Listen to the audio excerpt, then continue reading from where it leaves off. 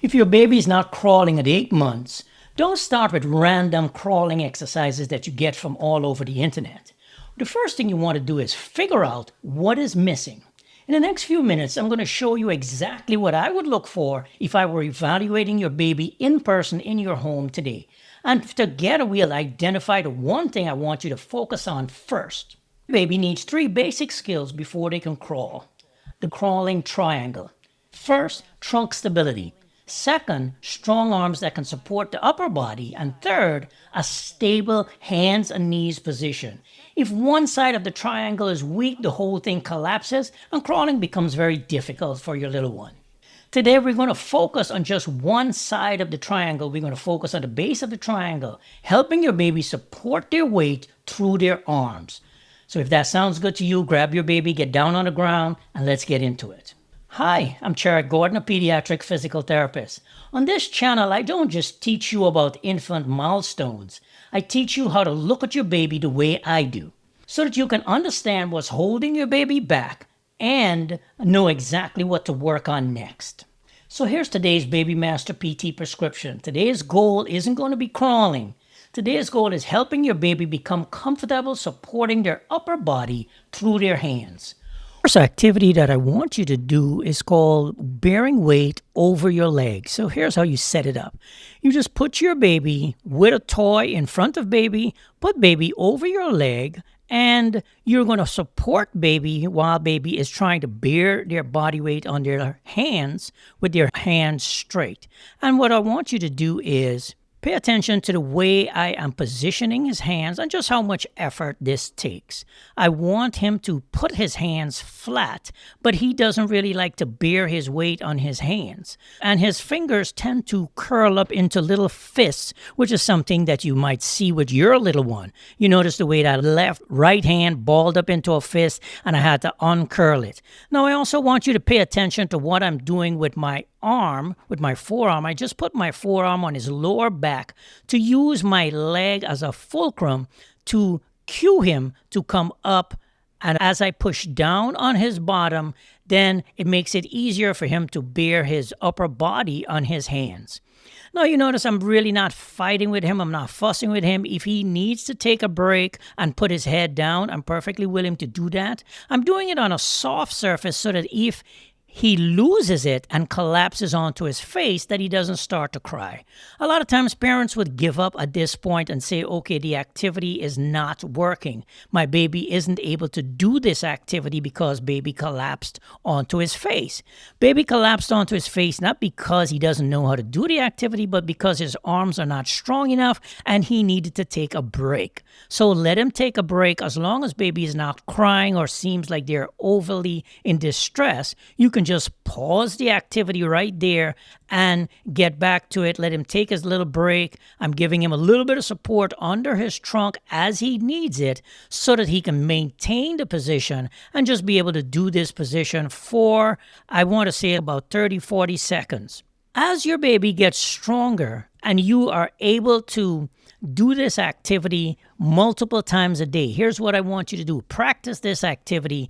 Set it in your schedule to where, for instance, where after you do a diaper change, you're already down on the ground, you go ahead and do some baby planks over your leg, and you're just playing, hanging out with your baby, and go through the process a couple of different times until you notice the baby's arms start to get stronger, until baby is able to take his body weight on his arms for longer and longer periods of time. Baby should be able to hold this position for about a minute and before getting tired. So this is something you can go ahead and practice with your baby several times throughout the day. I would say 3 to 4 times a day. And if you do this, and my goal for the end of the week is that your baby would be able to maintain this position, or at least a hands and knees position, up on his hands and take his body weight on his hands without fussing, without crying.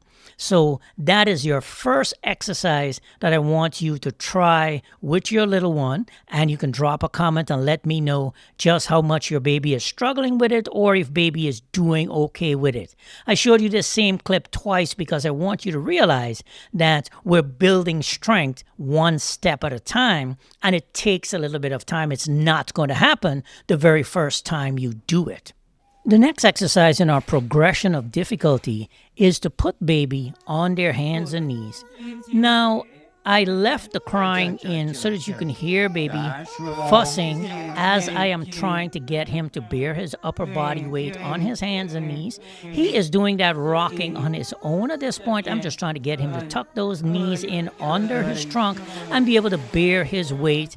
If he needs to put his head down, I'm perfectly willing to let him put his head down at this point and just be able to bear his weight in that position. Now, I want you to pay attention to how quickly I took him out of that position and put him back onto his tummy so that I can extend the session and not have him get so upset to where we couldn't continue. The third and final activity is to put your baby on their hands and knees and see if you can cue baby to be able to shift their body weight from one hand to the other while they're reaching for a toy. So here you can see I brought him up on his hands and knees and I have the toy, and so he is doing a little bit of a better job of trying to grasp a toy, reach for a toy with one hand, and I just want him to be able to start shifting his body weight from one hand to the other while he's up on his hands and knees. Remember, if your 8-month-old isn't crawling yet, don't panic. What matters most is making sure you're building these 3 foundations that crawling depends on. That's your Baby Master PT crawling prescription. 1. Strong core trunk strength. 2. Baby must be comfortable bearing weight through their hands. And 3. Learning to get the knees tucked under those little hips. Work on those first, and you'll be giving your baby the best chance to crawl successfully. Progress doesn't usually happen overnight, but small improvements every day add up to big milestones over time. If this video helped you, please make sure you subscribe, because every week I show you simple evidence-based exercises that you can do at home to help your baby reach their developmental milestones with confidence.